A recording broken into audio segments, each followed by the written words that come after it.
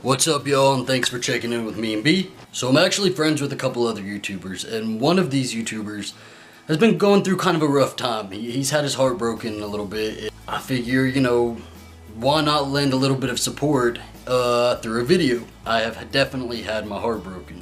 Now, when I first was going to college, when I was going into my freshman year, I just wanted to experience being gay. Now, one of the ways I wanted to experience being gay was not really the best one, I guess. It depends on how you look at it. I basically wanted to be a hoe.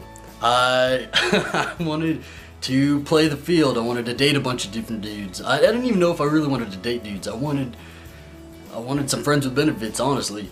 I definitely did not go into college thinking I wanted to jump into a relationship. However, that is exactly what happened. I met a guy named Liam. First, everything was working perfect. We were on the same page. We both wanted a friends with benefits type of thing. We didn't really want to get a bunch of emotions involved. Liam was in the closet, and to me that was perfect. I was more inclined to talk to dudes who were in the closet at that time because I didn't think it was going to get complicated, and it was just going to be easy, honestly, because I was in the closet, he was in the closet, so there shouldn't be any issues. For about the first year, things were actually working out really well. We got along, everything was kind of great because we were in the mindset that we were friends with benefits. However, after the first year, it was just hard to deny it anymore. We had feelings for each other, and it was understood that we were in love. So obviously it turns into a relationship. So I basically just jumped into a relationship as soon as I got to college. I didn't really get to go and be a hoe like I wanted to. One of the biggest things I liked about him, like I said, was him being closeted, because I was closeted too at that time. However, that became one of the more bigger problems in our relationship. And so after the first year, I was getting really tired of being in the closet, and he was perfectly fine with it. He didn't have any intention to come out ever, and that was a huge red flag, and I should have taken that as my moment to split. And as time went by, I just fell more and more in love with this guy, and I saw a future. And that's where I fucked myself over. I view dating as you're dating to find a potential, life partner. And he didn't really see it like that. He saw us dating as sort of an extension of friends with benefits. It was just us being exclusive to each other is basically what the difference was. So I understood that, and though it hurt, I kind of pushed it all to the bottom. I pushed it under the rug. I just put it out of my mind. I didn't want to deal with that fact that as much as I wanted this guy, he was probably not going to give me what I really wanted in return, which was happiness in life. He wasn't going to be my life partner. However, as time went on, he was coming out of his shell a little bit more, and he was acting more receptive to the idea of being together permanently.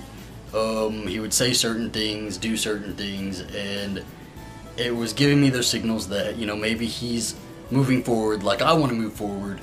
And it's gonna take time, but eventually we'll get to the point where we can be together as an actual couple out in the world, holding hands, normal couple. That didn't happen. As much as I wanted it to happen, every time he would take 3, 4, 5 steps forward, he'd take even more steps back. I'm not by any means bashing this guy. He had a lot of issues. He still has a lot of issues that he has to deal with. He's one of those dudes that really doesn't accept that he's gay, and I have so much compassion for him because of that. It is a very, very hard thing to hate yourself for being who you are. And that's exactly how he was, and that's exactly what kept us from being together in the long run. But that was not the only thing that kept us from being together in the long run. There were a lot of red flags. And I feel, I don't even feel stupid now, because I understand that I was so in love, and I should have been a little bit smarter about it, but I wasn't. Young and in love, you're not going to look at all those red flags. Yeah, he cheated. I don't exactly know how much he cheated, how many times he cheated, but I'm pretty sure, it was a fair bit. Getting cheated on is not a good feeling.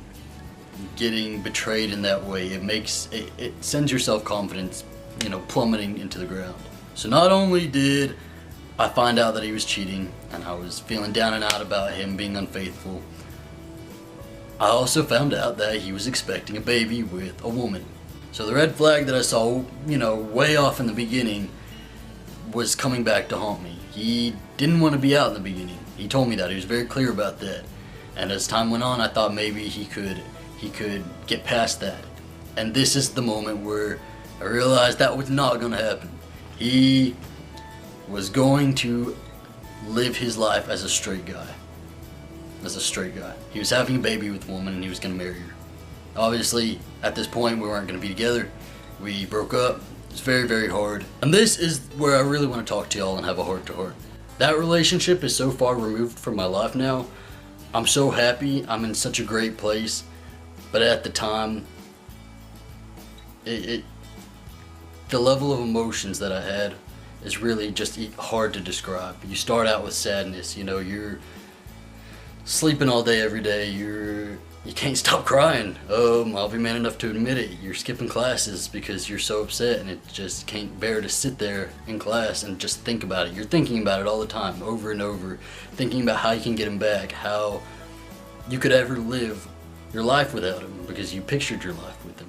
And after the sadness came anger. Just stone, I was cold-hearted, I was mean, and it's something that I really feel bad about because I know it's affected my relationships with the people that I love.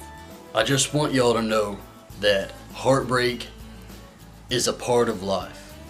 I'm young. I was young when this happened. I'm still really young. But I can understand now, heartbreak happens.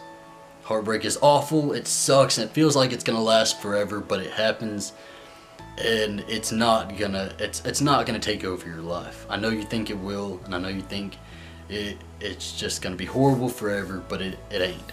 It really ain't. And I've gotten a lot of messages from y'all, you know, describing your individual heartbreaks and asking for advice how to move on from it and stuff like that. And I don't have a lot of advice how to move on from heartbreak, but I can tell y'all, heartbreak does not last forever. Eventually, you're gonna be happy again. You're gonna feel happiness again. You're gonna be able to move on.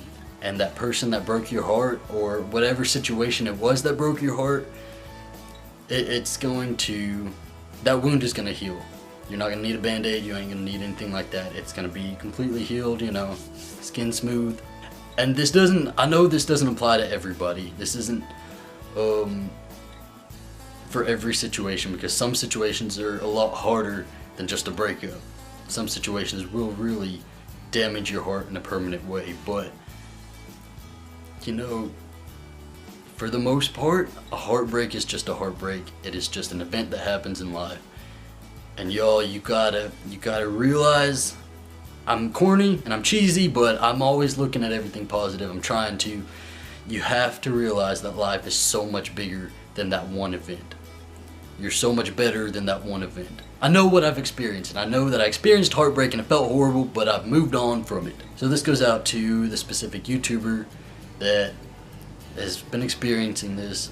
You know, you have a great outlook on life, and I know you're gonna get over this. This is gonna be just a blip in your entire life, and you're gonna find somebody who's great and who deserves you. You're gonna find him. He's gonna come when you ain't even looking. And to the rest of you who are going through heartbreak, or who will go through heartbreak, I hope this can help you as well. I love all of y'all. Thanks for watching. So right now, I can't find Bronson, but no worries, because usually when we can't find Bronson, we come into the laundry room and we check here. Is that your room, bud? This is his bedroom. This little area underneath the counter. He's decided this is his room.